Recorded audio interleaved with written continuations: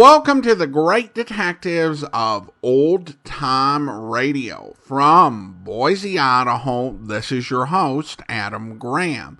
If you have a comment, email it to me, box13@greatdetectives.net. Follow us on Twitter @Radio Detectives, and check us out on Instagram, instagram.com/Radio Detectives.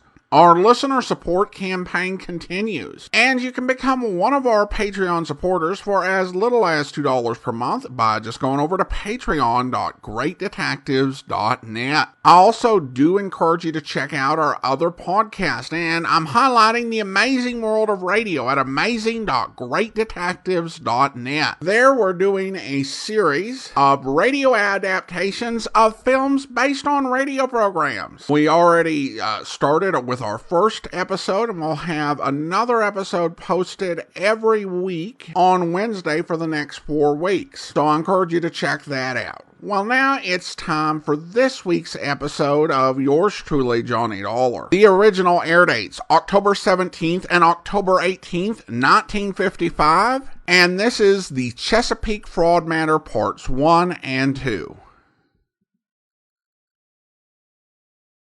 From Hollywood, it's time now for Bob Bailey as Johnny Dollar. Hi. Pat Kelleher, Universal Adjustment Bureau. Good to hear your voice, Patsy. Thought you were transferred to Baltimore. That's where I am. Say, John, can you handle one for me? What kind of one? It's a life and accident policy Eastern Fidelity paid off 5 years ago. A man named John Reardon was the insured party. He died in 1950. Wife was a beneficiary. It's a crazy one. Well, go on. Eastern wants us to look into the matter QT. One of their officers has reason to believe Reardon is still alive. Why would he think that? Because he saw him 2 days ago. I'll get the first plane.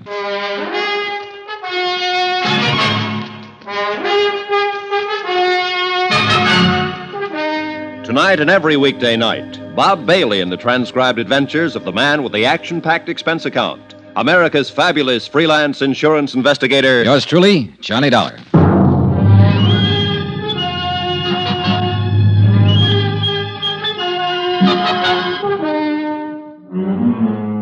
Expense account submitted by Special Investigator Johnny Dollar to the Universal Adjustment Bureau, Baltimore, Maryland. The following is an accounting of expenditures during my investigation of the Chesapeake fraud matter. Expense account item 1, $22.75, plane fare and incidentals, Hartford to Baltimore. I arrived at 3:15 in the afternoon at Friendship International Airport. It was a cold, gray day.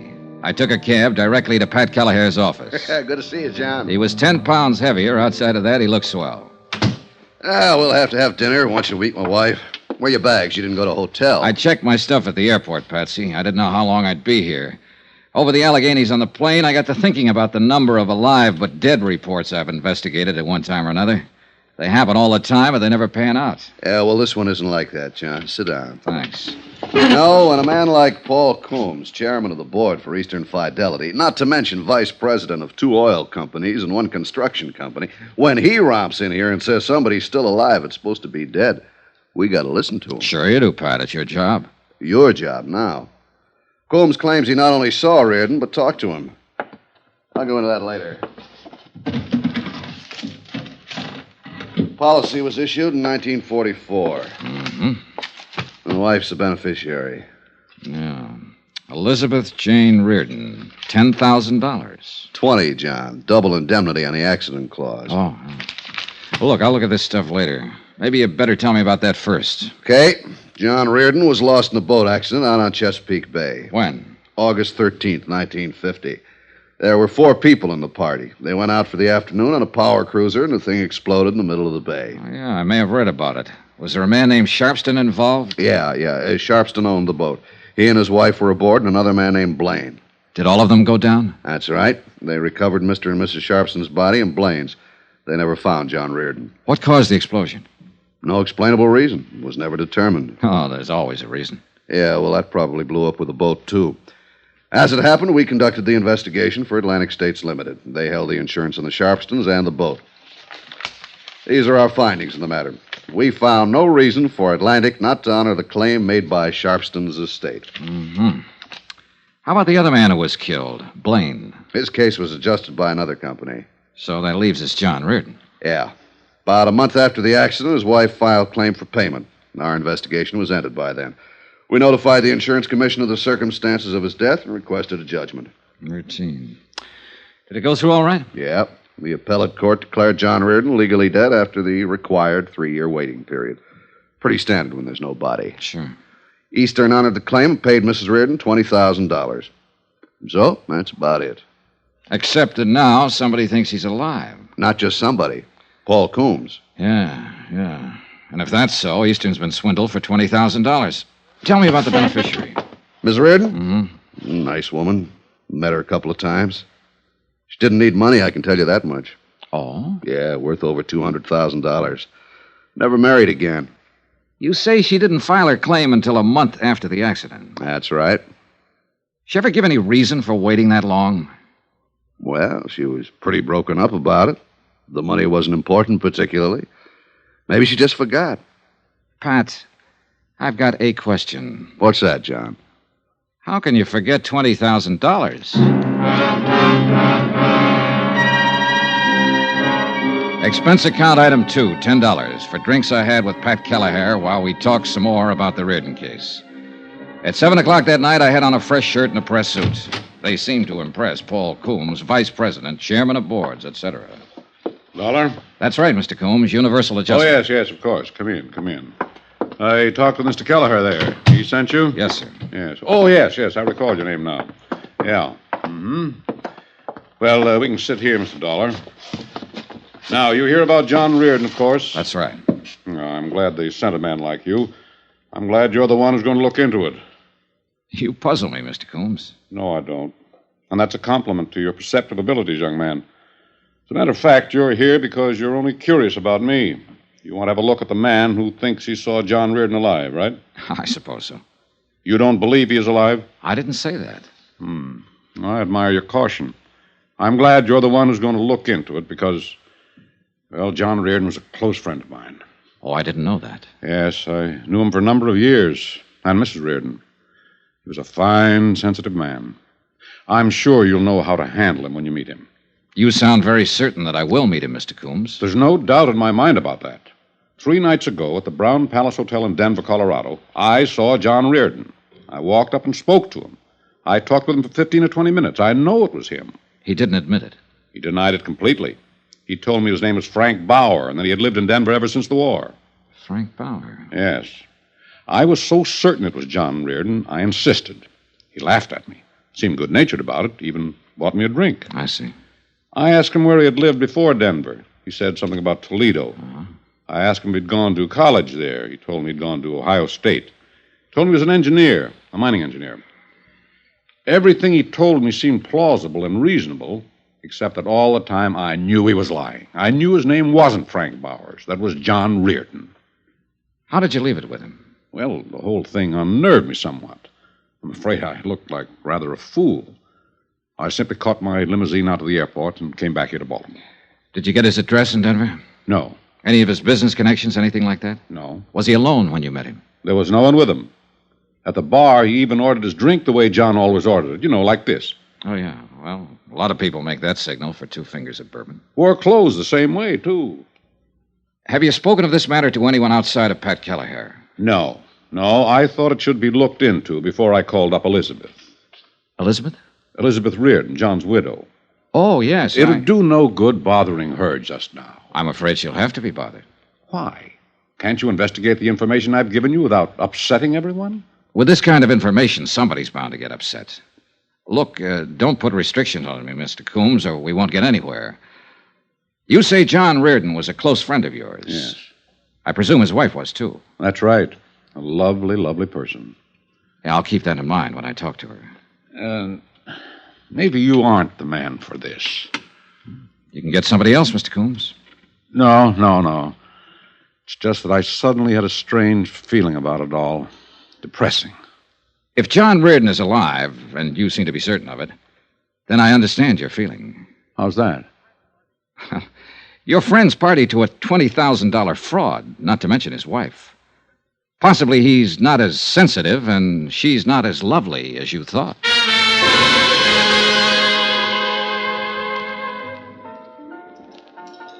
I spent the rest of the evening with Pat Kelleher and his wife, hoping to see the bright lights and listen to some laughter. We picked a couple of fancy bistros and started the rounds to watch champagne flow and eavesdrop on the happy stories of success, promotion, and love. But it didn't work. Like the place, John? It's swell. You're as low as a cricket's ankle. Well, today a man kept telling me a friend of his was alive who's supposed to be dead. He told me what a fine fella this friend is, or was. Yeah. 99 times out of 100, I tell him to go jump in the lake, but Paul Coombs comes under the title Reliable Witness in anybody's book. Give me a match. Here. How you fix for plans? Start somebody looking into Frank, whatever his name is, in Denver, who's supposed to be Reardon. I'll start with the beneficiary, Pat. Miss Reardon? Yeah. I'll march out and say, let me look at some pictures of your husband. What kind of a guy was he? Did you enjoy each other or try to kill each other? Did you ever, Why didn't Coombs look into it himself? Why didn't he go out to the widow and tell her about his meeting the guy in Denver? Because he came to us, John. Yeah, I know, Patsy. I'm sorry. But the prospect of going to somebody, anybody, with a flimsy story like that makes me sore. It might get her hopes up that her husband's alive. And that's a lousy thing to do. Reliable or not, Coombs is probably all wet. Probably. Sour racket. Sour racket. You being a parrot? Just being agreeable, John. If you want to be sad, I'll be sad with you. We both know situations like this are part of the trade. Oh, I should have been Oh, let's have another belt. Sure. Waiter. Well, John, maybe another way to handle Mrs. Reardon with that. That's her over there at the bar. Nice, isn't she? Hey, she is lovely. Nothing. She looks a little tight. Yeah, well, I hear she gets that way quite a bit these days. Say, John, you want me to introduce you like a friend? It might make it easier. No, I'll handle it myself. Who's with her? Beats me. He's looking for a phone booth. Pat. Yeah. I may be able to find out what I want and not let her know what it's about. You mean right now? I mean right now.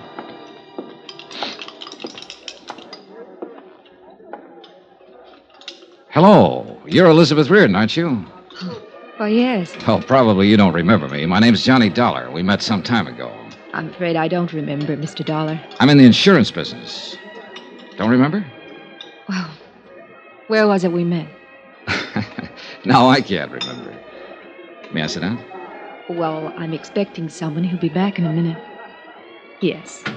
Would you care for a drink? I have this one, thank you. Oh. How's John these days? John? Your husband, Mrs. Reardon. His name is John, isn't it? My husband's been dead nearly 5 years. Oh, I'm sorry to hear that. I mean, it must be... Well, this is very awkward. That's all right. 5 years. I could have sworn it was just 3 years ago I met you and John. In Denver. It couldn't have been. We were never there. Oh, well, pardon me. I sit here making bad conversation with you, and it's very apparent you're distressed. Look, I'm very sorry I upset you. Is there anything I could do? No. No, Mr. Dollar, you didn't upset me. You look like a very nice person. How long are you going to be in Baltimore? A few more days. Perhaps you'll come out to the house for a drink before you go back. Say tomorrow? Oh, I'd like that, Mrs. Reardon. You can call me. I'm in the book. Mrs. John Reardon? Yes. I will. Again, I'm sorry that I brought Do up... me a favor, Mr. Dollar. When you come to my house for a drink, call me Elizabeth. And please, don't mention my husband's name. I'd appreciate it very much if I never heard it again.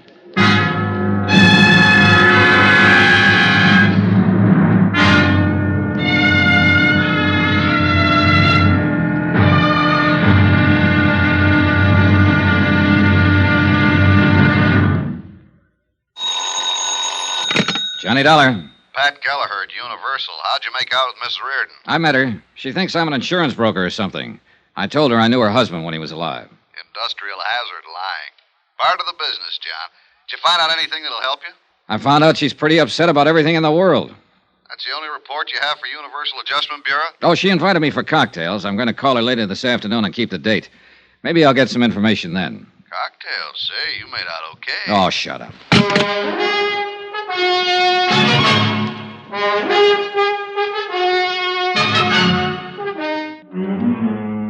Expense account submitted by Special Investigator Johnny Dollar to the Universal Adjustment Bureau, Baltimore, Maryland. The following is an accounting of expenditures during my investigation of the Chesapeake fraud matter. Expense account item 3, $23.60, long-distance telephone call to George Hanley in Denver, Colorado.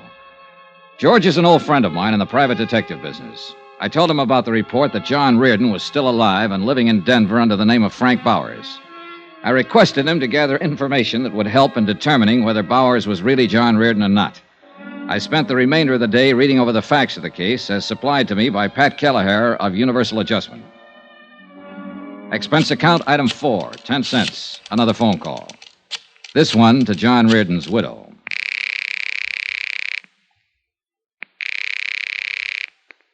Hello? Mrs. Reardon? Yes. This is Johnny Dollar. Oh, yes, Mr. Dollar. You're the man who used to know John? Yes. I asked you over for a drink. I hope you're coming. What time? 7 would be fine.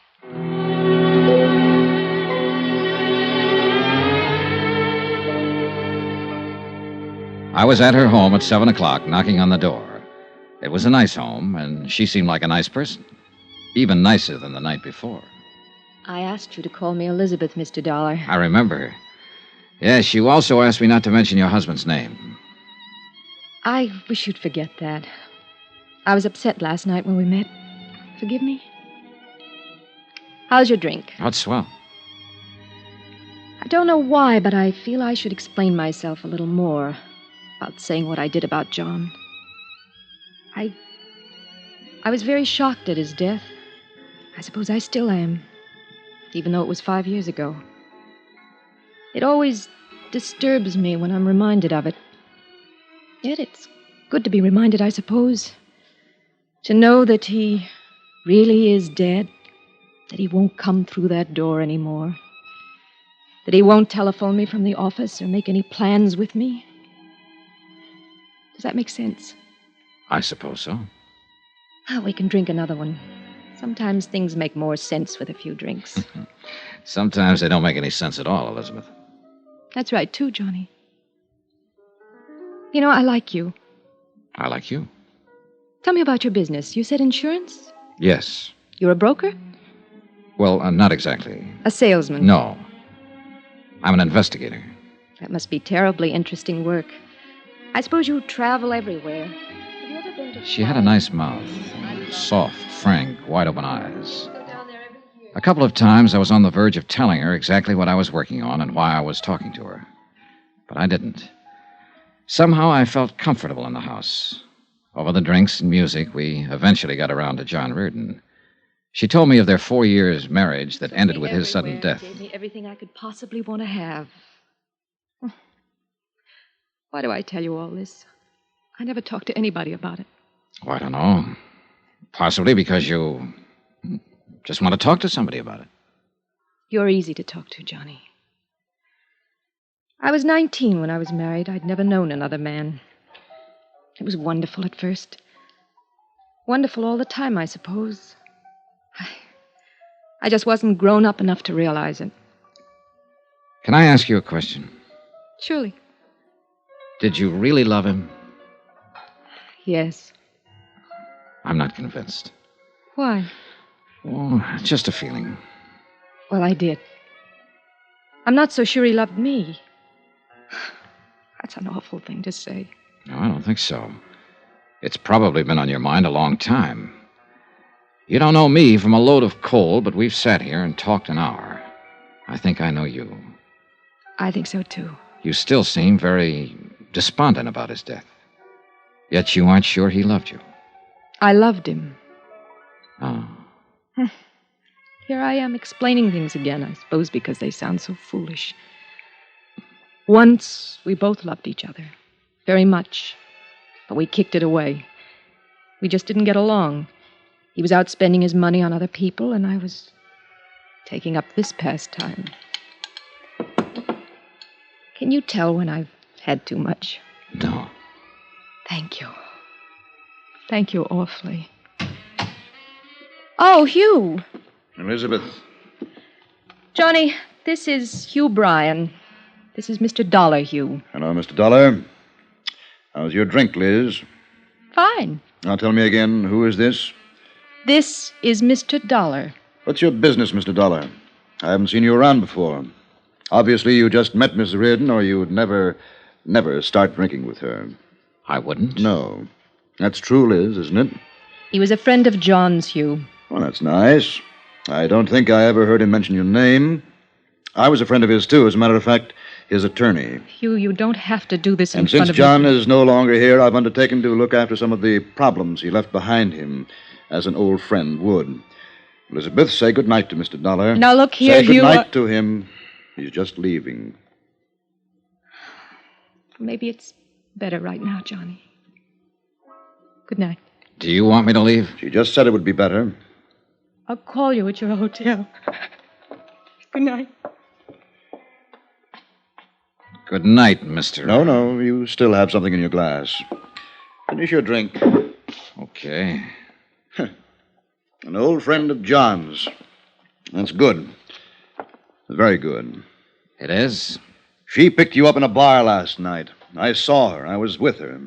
You never knew John Reardon in your life.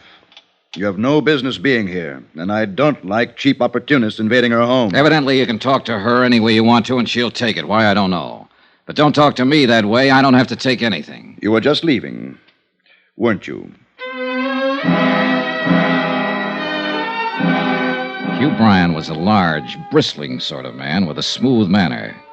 I didn't like him, and he didn't like me. Expense account item 5, $18. Even cab fares, lunches, etc., in and about Chesapeake Bay, talking to the principals connected with the boat explosion death of John Reardon.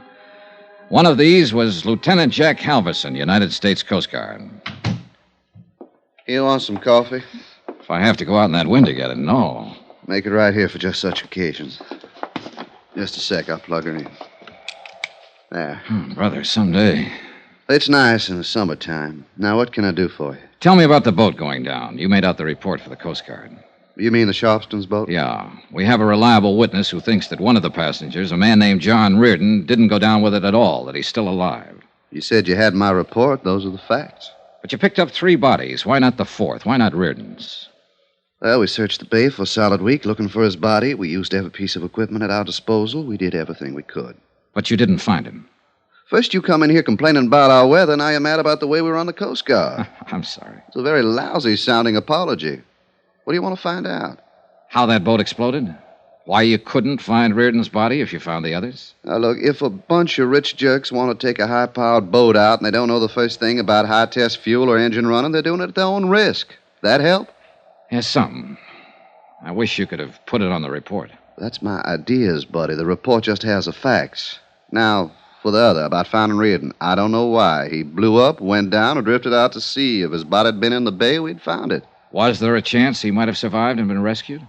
All we had left of the boat was pieces of wreckage, and if he was rescued, it was never reported, and I wouldn't know about that. Could that have happened? Sure. I could be an admiral tomorrow,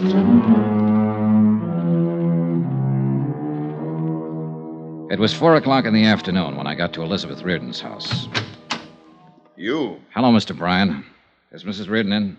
No. Then I'll wait. It's important that I see her. I thought I made it clear to you last night I didn't want her being molested. You did make it clear and cruel, Mr. Bryan. Now, I'm here Any business for her comes to me first. I'm an insurance investigator. I know that. She told me. But she didn't tell you, because she didn't know, and I didn't want her to know, that I'm working on a case that involves her. What? I have a report that her husband might still be alive. Come in, Mr. Dollar. I'll have to admit that Hugh Bryan's concern was as genuine as his surprise. He led me into the house, and we sat at the bar.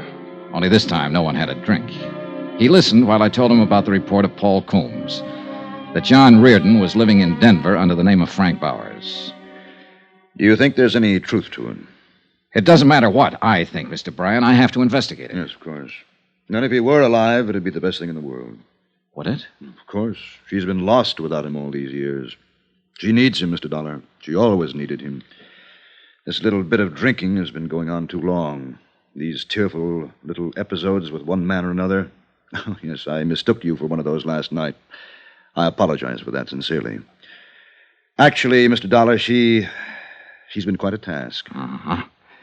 Well, maybe I better talk to her now. Do you have to? There's certain information I'd like to get. I think she's the only one who can give it to me. You'll have to tell her about the report? Yes. And there's probably so much talk. But it'll give her a terrible kind of hope. All right, I'll get her.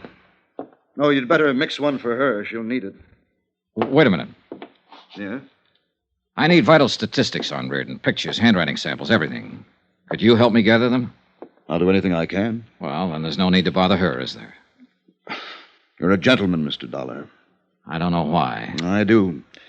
You don't want to hurt her any more than I do. An hour later, I was back in my hotel room. The next day, I had an appointment to meet Hugh Bryan and get all the material I had asked for. I was more depressed than ever about the case. About then, the phone rang. Johnny Dollar. Johnny? Yes. This is Elizabeth Reardon. Please don't look for him. What? Just forget it. Did Hugh Bryan tell you what I was about? I overheard you two talking. Don't bother with it. John's dead, and that's that. Promise me. Promise you won't do anything else. I'm sorry, Elizabeth. I have to investigate it. Johnny, is that final? I'm sorry. I don't have any choice. Elizabeth? Elizabeth!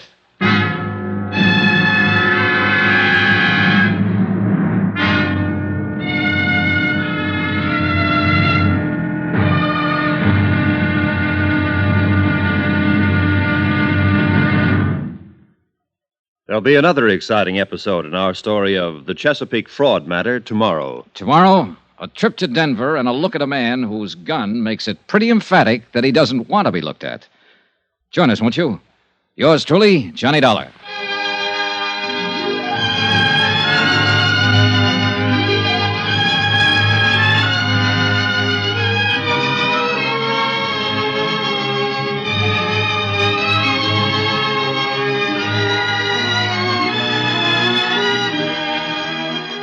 Yours truly, Johnny Dollar, starring Bob Bailey, is transcribed in Hollywood. Written by John Dawson, it is produced and directed by Jack Johnstone. Be sure to join us tomorrow night, same time and station, for the next exciting episode of Yours truly, Johnny Dollar. Roy Rowan speaking.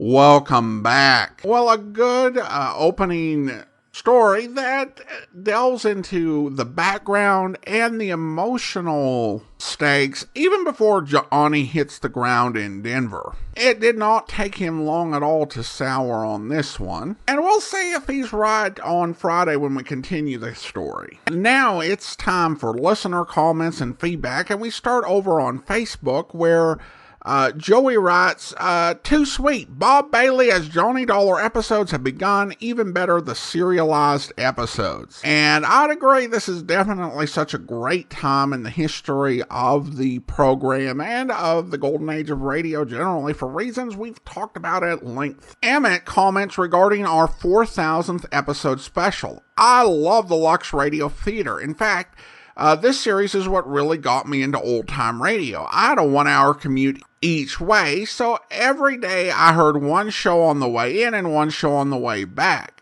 Didn't take me long to go from 1934 to 1955. The war years had some of the best shows, and today's selection comes from those years.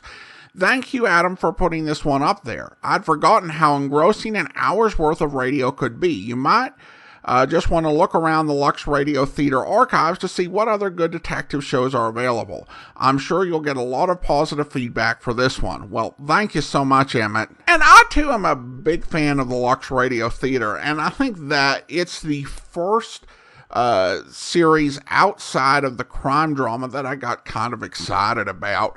I was listening to the same online radio station where I found Let George Do It, and I heard the Lux Radio Theater adaptation to Have and Have Not.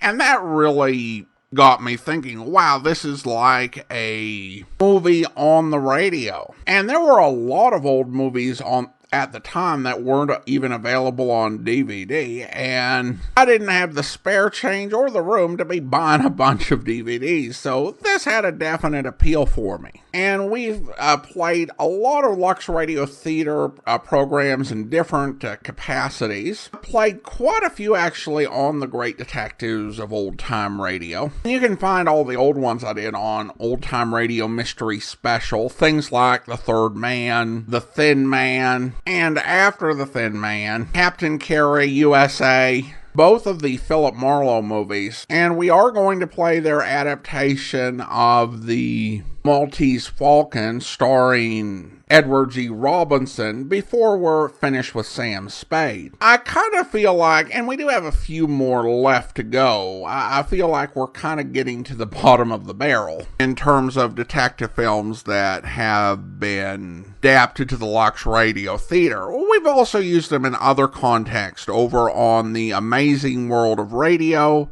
We had an entire series where we played Lux Radio Theater adaptations of films that ended up on the AFI 100 list. And of course, we've used them liberally through the App Extra feature. And with those, we play radio programs featuring our detective stars and other programs. And it was particularly fun when we had Herbert Marshall, because he did a ton of Lux Radio Theater.